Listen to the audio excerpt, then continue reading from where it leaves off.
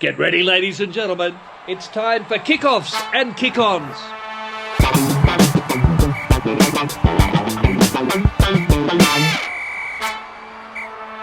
3, 2, and 1. You're on, Prof. Thank you, Drew. Yes, welcome to Coco Match Review, a brand new thing we're trying to bring in during the TRC, the Rugby Championship. The game has just completed. The Wallabies, unfortunately, they only scored 7 points, while the Springboks, the world champions, they got 33. This, ladies and gentlemen, is our hot take. We just walked away from the game. Drew and Swoop, they were in Brisbane. They've got a genuine taste.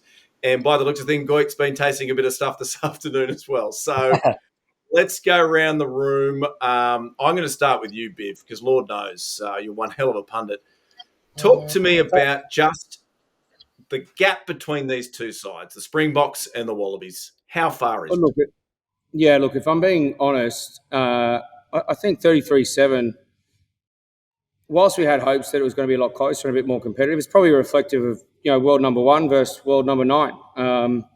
I think there's a long way to go, and I think it probably showed the gap between South Africa and Australia at this point in time.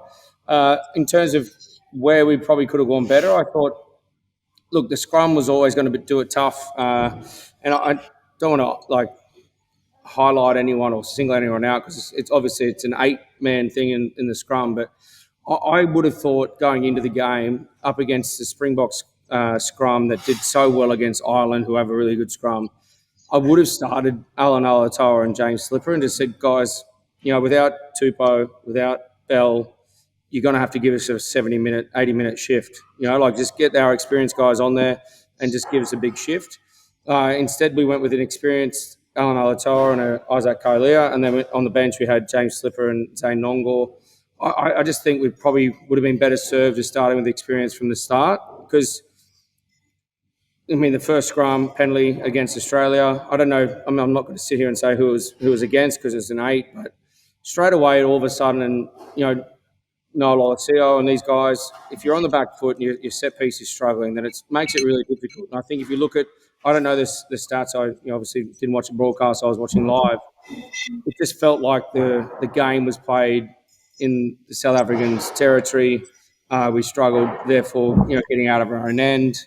I thought we probably lost the kicking battle, and not just the kicking battle in terms of territory, but in the air.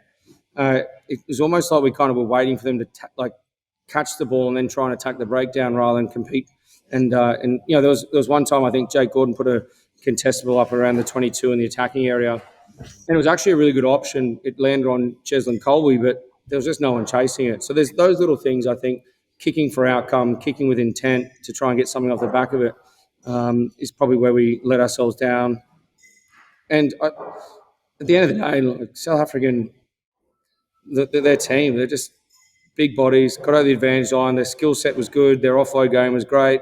And what I found was really interesting was Cheslin Colby and Arendse, the two wingers, were playing a lot at halfback. The first scrum, Cheslin Colby fed the scrum for South Africa, and Cobus Reinhardt was sort of in a almost like a inside position inside the 10, but Cheslin, they ended up getting the advantage, and Cheslin ran through, just ran it himself. So we didn't really get to see what was going to play out off the back of that. But Rassie Erasmus, again, just coming up with a couple of different players that are a little bit different to what everyone else is doing. That's almost, do you remember when we ran that, where we moved Berwick into 10, I went to blind wing, I think yourself and Swoop maybe could have been the two actual runners that were short off him, and just to create a different picture, it plays mind. He almost went through as well, Colby, off the back of that. Because everyone's looking at different options, but you forget about the actual threat.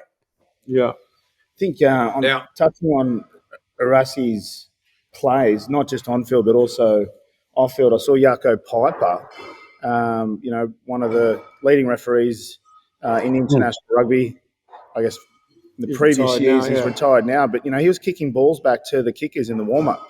So he's obviously got some involvement there now, clearly from probably a refereeing perspective, but I guess to have access to, that kind of technical feedback during the week obviously helps the way they play. But also there was Tony Brown. You can see the influence on the field that Tony Brown's having. In the warm-up, they were using this little, I guess, like a stacked warm-up drill, just hands, but they stack their players 1, 2, 3, and they've got to come around the corner and straighten up on the pass. And you saw that multiple times in the game. So what they're using in their, not only in their warm-up, but obviously during the week in their prep, is transferring really well on the field. In terms of comparing it to the Wallabies, I'm not too sure what their prep looks like. I mean, we haven't seen that, but I would have liked to have seen a little bit more variation this week. But there's no doubt that they're preparing well. But it looks like there's a bit of a detachment or disconnection from what they're using during the week, and there's not executing on the weekend. Well, and the other thing you say about Jaco Piper and being part of the setup is that it helps someone like Rassie, who tries to find different ways to utilise the current laws as they are, to come up with different sort of ways and different, perspectives as to what everyone else is doing.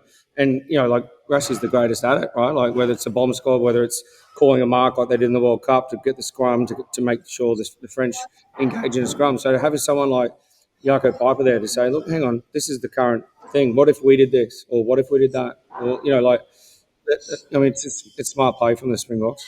How did Jaco's calf look? Because last time when I watched that World Cup documentary, he obviously, you're not trying to make light of it, but hopefully the recovery's coming on. Well, hopefully he's recovered from it, Goy. Yeah. I know what it's like. I know what it's like. So that's why I wonder. I think I may have seen some tubey grip, so he's still looking after it. Clearly, the professional. Yeah. Now, boys, while we're chatting, just so you know, Los Pumas have just defeated the All Blacks 38-30. Wow. So are they now win Pumas? Are they Not what? lost. Sorry? Not lost. Win Pumas. I get Good. Sorry, it's Saturday night. Come on, Prof. I've got a booking. I want to ask you, Goy, you are the master of all things attack.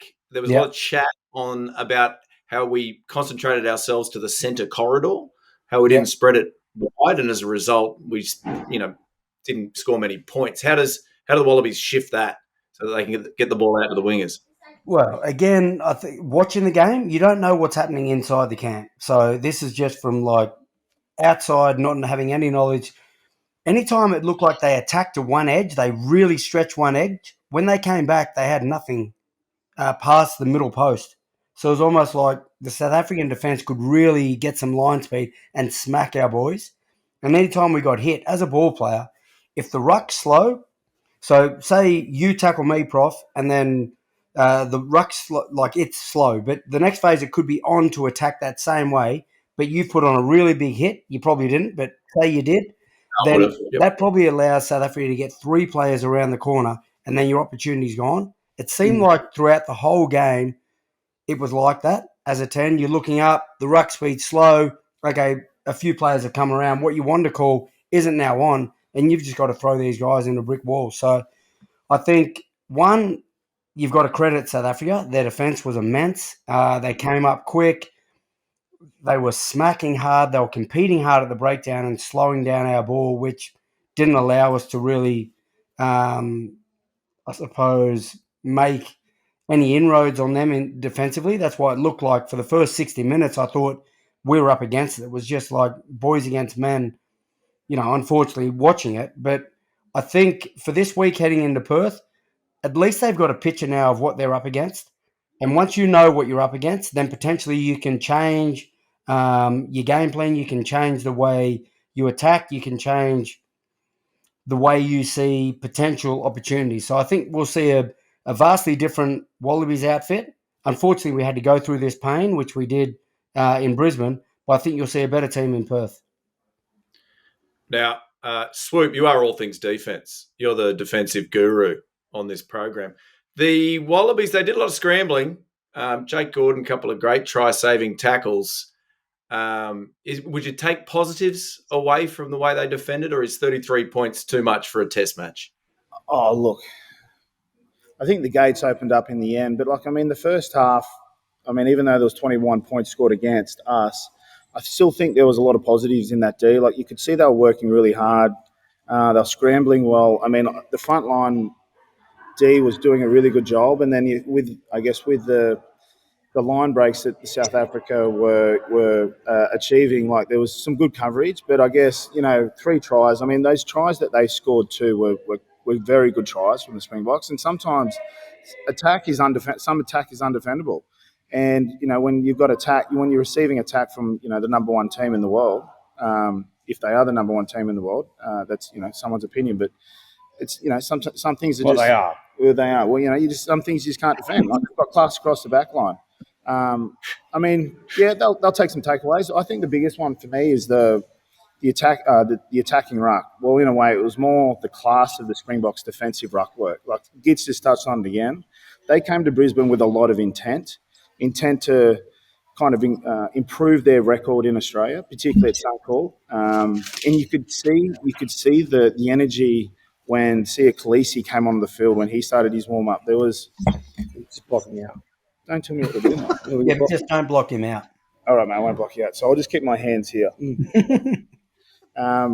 And just the reception that he got from the crowd, like what would you say the ratio was? Like I've never seen so many. You reckon that's got a lot to do with the recent press? Like the owner of Russing saying he's fat, he's overweight, and then he comes out every time and he kills it. We almost need that owner to come out and say, look, we want him back, we're going to sign him. And then he'll play like shit maybe. Maybe that'll help us. I reckon it's a mixture, like a press and success. Like I feel like there was a few Springbok supporters there today. There was an incredible amount of Springboks, right? Like we were at the Caxton Street beforehand, and it was probably 80-20 at that point. And then we got the ground probably thinned out a bit, but it was definitely more South Africans than Wallaby supporters. That's how it felt and probably sounded. But to your point, can I finish my point? Well, you just keep going on. I fucking hate just keep going. Yeah, Drew, I want to go to Drew. I feel like Swoop's point's pretty bad.